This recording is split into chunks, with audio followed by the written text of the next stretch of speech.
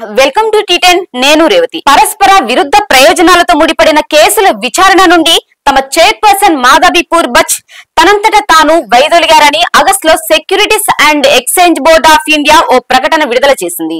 Adani group తో సంబంధం ఉన్న ఆఫ్షోర్ సంస్థలతో బచ్ కు లావాదేవీలు ఉన్నాయని, వాటిని బచ్ బహిర్గతం చేయలేదని అమెరికా షార్ట్ సెల్లర్ సంస్థ హిండెన్బర్గ్ ఆరోపించిన విషయం తెలిసిందే. దీనిపై వివరణ ఇస్తూ సెబీ ఈ ప్రకటన జారీ చేసింది. అయినప్పటికీ పరస్పర విరుద్ధ ప్రయోజనాల విషయంలో సెబీ పారదర్శకతపై ఇప్పటికే అనేక ప్రశ్నలు తలెత్తుతున్నాయి. ఇటీవలి పరిణామాలు దీనికి బలం చేకూరుస్తున్నాయి. సెబీ చేసిన ప్రకటన నేపథ్యంలో సమాచార హక్కు చట్టం కింద అభ్యర్థన దాఖలైంది. అదాని గ్రూప్ పై జరుగుతున్న విచారణల్లో వేటి నుండి బచ్ వైదొలిగారో తెలియజేయాలని అందులో కోరారు. దీనిపై సెబీ స్పందిస్తూ ఆ సమాచారం ఇప్పుడు సిద్ధంగా లేదు అని బదులిచ్చింది. సమాచారాన్ని అందజేయకుండా తప్పించుకునేందుకు ఆర్టీఐలోని సెక్షన్ 7ని సాకుగా చూపింది. దీంతో సెబీ పారదర్శకతపై మరిన్ని అనుమానాలు రేకెత్తుతున్నాయి.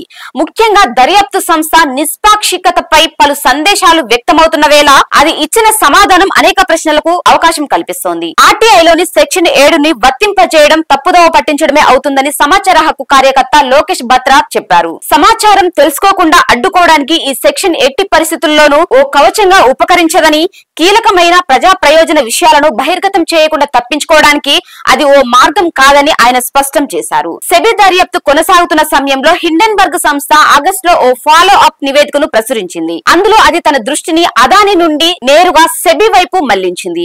అదాని నెట్వర్క్ తో సంబంధం ఉన్న ఆఫ్షోర్ ఫండ్స్ తో బచ్ కు లావాదేవీలు ఉన్నాయని, వాటిని ఆమె బహిర్గతం చేయలేదని, ఇది పరస్పర విరుద్ధ ప్రయోజనాలకు సంబంధించిన విషయమేనని హిండెన్బర్గ్ ఆ నివేదికలో ఆరోపించింది. నిధులను మళ్లించేందుకు, వాటాల విలువను ప్రభావితం చేసేందుకు బచ్, ఆమె భర్త కలిసి అదాని గ్రూప్ చైర్మన్ గౌతమ్ అదాని సోదరుడు వినోద్ అదాని ఉపయోగించిన ఫండ్స్ లో వాటాలు కొనుగోలు చేశారని తెలిపింది.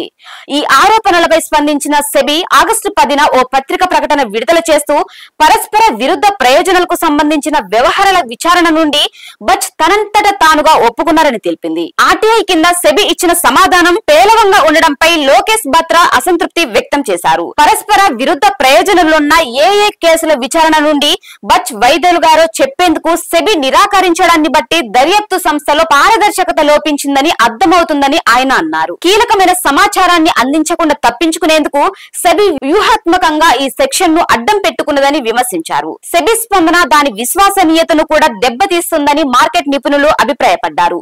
అదాని గ్రూప్ పై జరుగుతున్న విచారణలో తాను నిష్పాక్షికంగా వ్యవహరిస్తున్నానంటూ సెబీ గొప్పలు చెప్పుకుంటుందని, అయితే సమాచారాన్ని దాచిపెట్టడంలో దాని డొల్లతనం బయటపడిందని వారు అన్నారు. ఇది వాటి న్యూస్. చూస్తూనే ఉండండి టీ10.